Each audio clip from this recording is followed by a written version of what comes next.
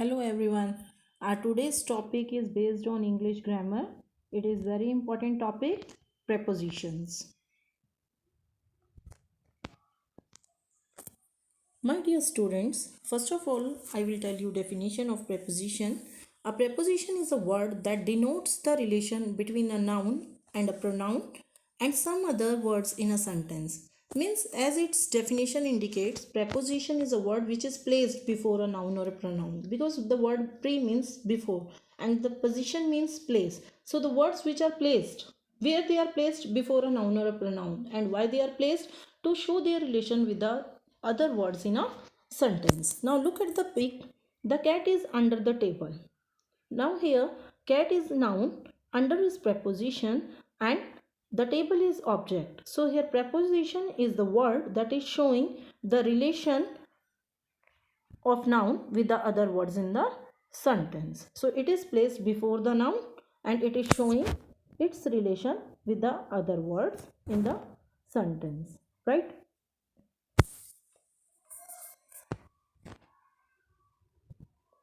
First of all, we will study prepositions of time. At, on, in.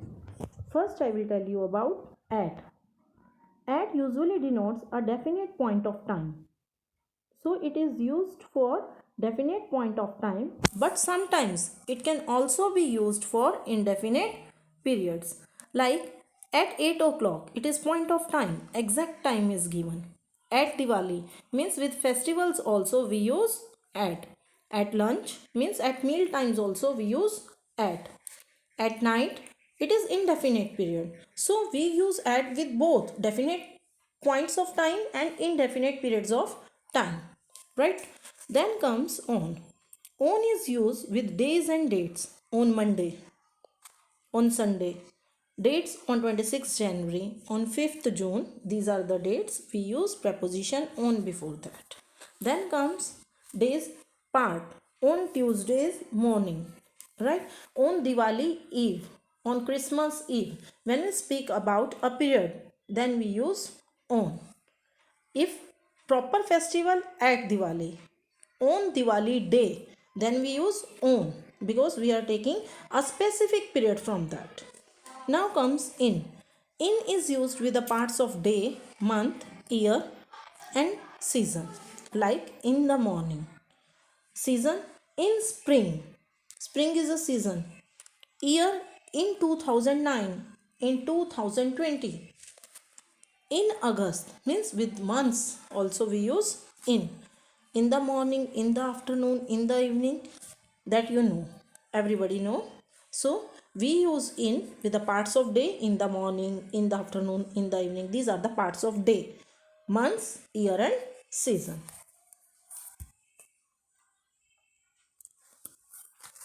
By since for. By is used as a preposition. It has different rules, but here we are talking about preposition of time, so I will denote here only the time rule. By denotes the latest time at which an action will be over. This show will be over by 6 p.m. means it may be over before it is 6, but the latest time at which it can be over is 6. So please return my book by Monday means till Monday the person have to return his book. So the latest time which he had given to his friend or someone, that is Monday. Now come over to since. You all know the uses of since and for, as I told you in my video of tenses. Since and for. Since is used with the point of time at which action started. Means whenever certainty of time is there, certain time is there, then we use since. He has been working since morning. She has not met me since Thursday. Right? Then comes for. For is used for with the period of time. I stayed in Delhi for a week. Means there is no certain period. That which week? So we use for. I have been waiting for 2 hours. Which 2 hours? It has not been mentioned. If here 2 o'clock is there, then we use since. Ago and from. Ago is used for a past action at a time measured from the present. I joined the school 9 years ago. Means we are counting the time from today only. Right? That from today. I lived here 9 years ago. Means I am counting the time from today. From denotes the starting point of an action. It's sometimes used with to or till or until. The examination will be held from 8 a.m. to 11 a.m. Means duration of time is given here.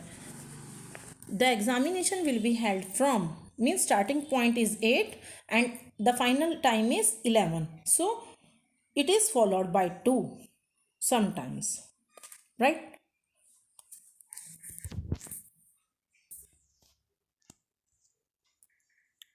Now comes preposition of place. Earlier I told you preposition of time. Now comes preposition of place. First look at the pigs. The dog is at the door. Earlier I told you preposition of time. Then also I told you about at. Now here also at is used as the preposition of place. At has the idea of point. Please sit at the table when you eat means particular. Have the idea of point. Here dog is at the door. Exact place is given. Whereas in is used for larger area. He lives in Singapore.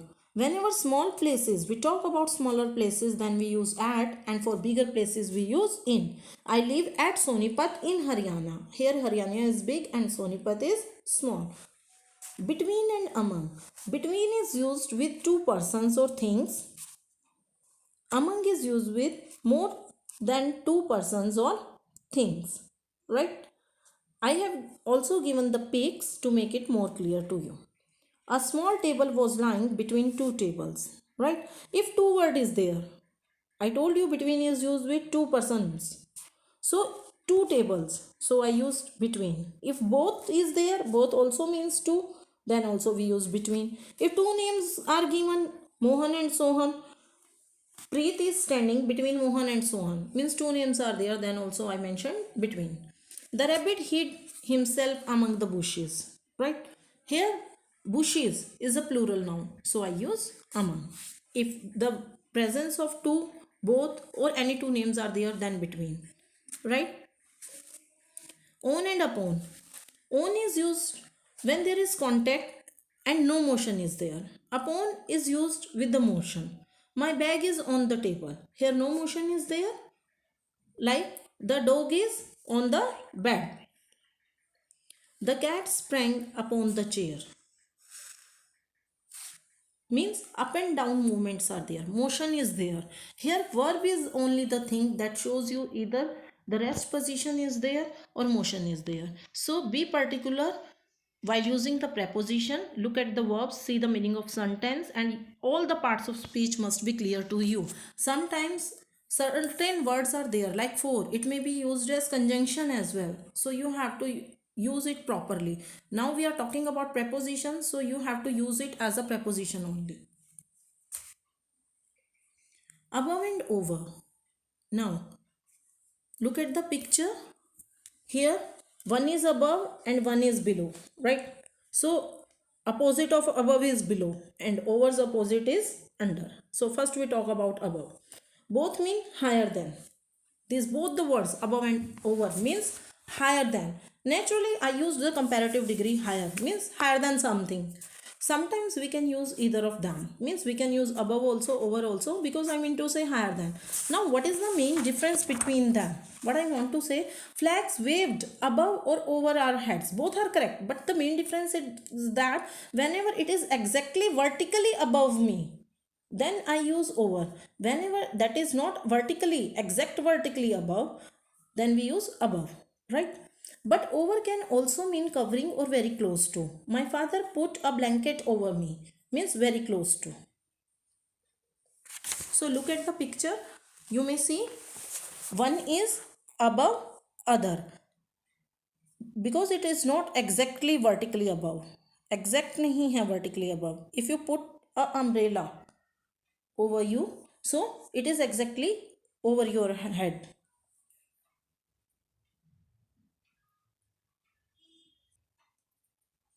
Below and under both means lower than, but under also means vertically below, means they are opposite. Above opposite is below, over's opposite is under. She put the book under her pillow. Her house is below the hill.